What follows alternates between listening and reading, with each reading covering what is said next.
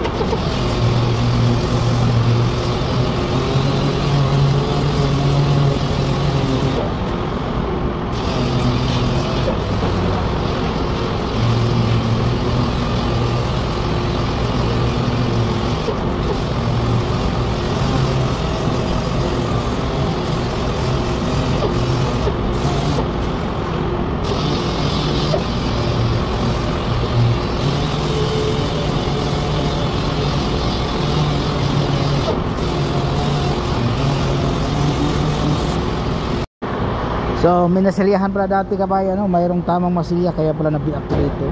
Pero ito makuha na ito sa primary. Yan. Masilya na dati ito, ni-repair. Yan. Ito matay. Kaya natanggalin natin yan.